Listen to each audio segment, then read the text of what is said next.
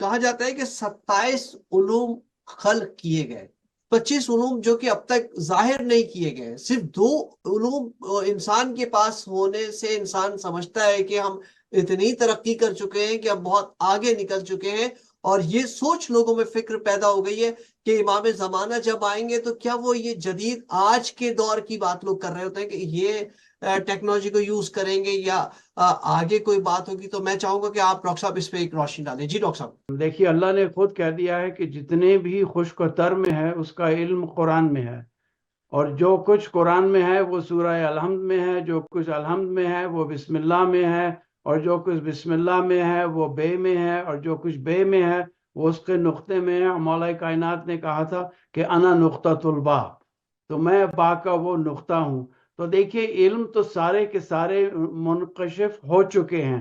ان میں سے یہ اس کی عدالت کے خلاف ہے کہ وہ علوم کو چھپا کے رکھے اور پھر کہے کہ میں ایک چھپا ہوا خزانہ تھا، میں نے چاہا کہ تلاشا جاؤں. تو دیکھیے، اب پڑھیں، ویسے بھی دوسرا ہی سورہ بقرہ میں بسم اللہ الرحمن الرحیم، الف لام میم، اس کے بعد ڈاٹ ہے. پھر کہا کہ ذالک الکتاب لا ریب فیہ ھدی للمتقین الذین یؤمنون بالغیب ویقیمون الصلاۃ ومما رزقناہم ینفقون.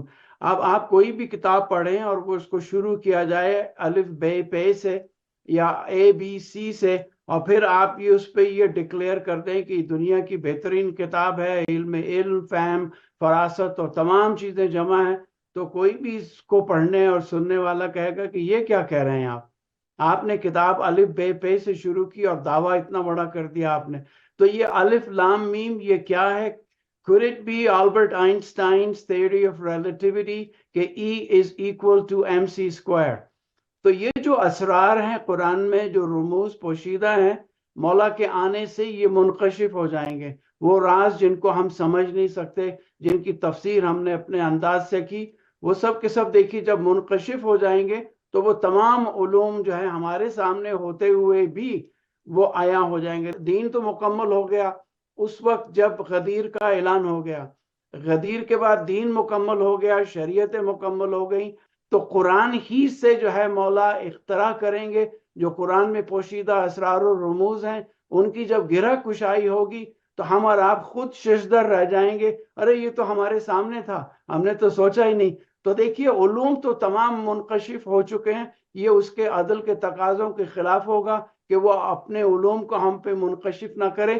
یہ ہماری اپنی ریسیپٹیو کیپیسٹی اگر ہوگی تو اس سے جو ہے انشاءاللہ اللہ چاہے گا تو ہم جو ہے ان تمام یعنی جتنے بھی علوم ہیں وہ ہم پہ منکشف ہو جائیں گے مولا کے توسط سے.